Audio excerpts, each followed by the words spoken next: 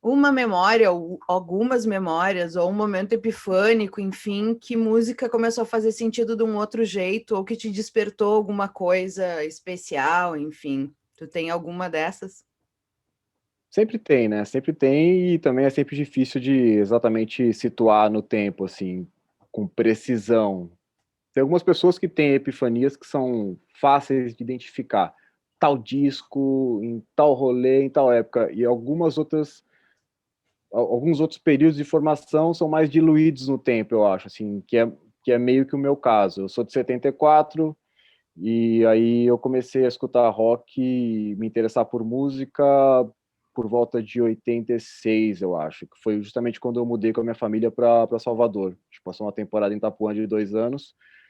E aí eu lembro de ter começar a pesquisar pós Rock in Rio, então o rock estava de alguma maneira em ebulição ali, o rock nacional também.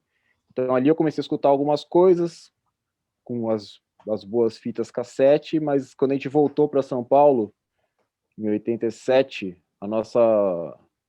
o caminhão com a mudança da minha família caiu numa ribanceira em Jequié, na Bahia. A gente perdeu a casa inteira.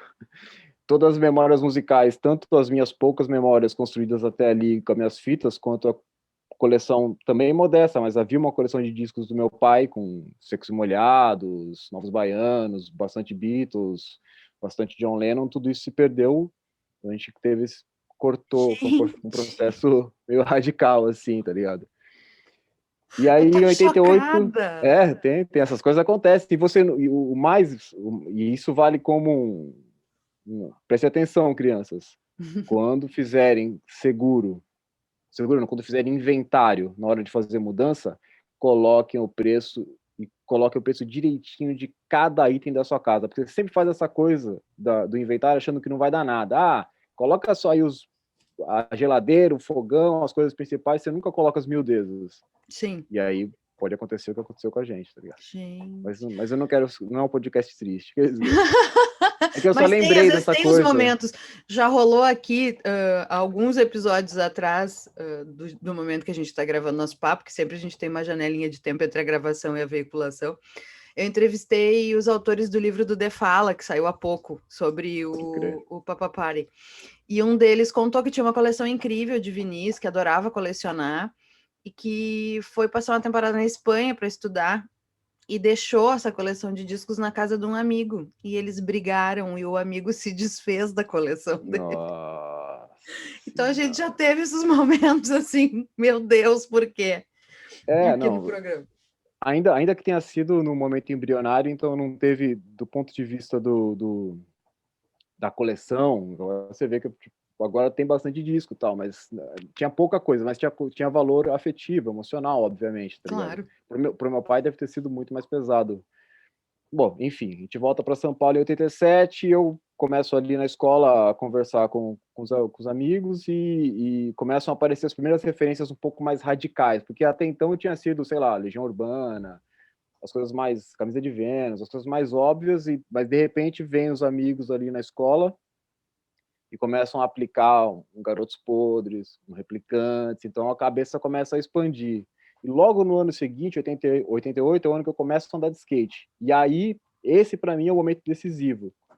Porque eu sempre digo, quando você coloca o seu pé no skate pela primeira vez, você não está aprendendo só manobras, você está aprendendo você está recebendo todo um repertório cultural, e parte desse repertório cultural, uma parte importante dele é a música, né? Com E certeza. foi aí que começou a cabeça a abrir para sons mais, digamos, que fugiam um pouco do usual que tocava na rádio, né? Então, eu lembro de a cabeça ficar torta quando ouvi pela primeira vez, sei lá, o Fresh Fruit do Dead Kennedys. Ao mesmo tempo, estava também sendo aplicado ali no Substance, no Water, e também estava vindo junto, sei lá, o Tia Soel. Então, toda essa seara do punk, do pós-punk, e, e foi isso que foi o momento de formação inicial. Então, já meio que comecei nesse caminho mais, de alguma maneira, ligado ao underground, né?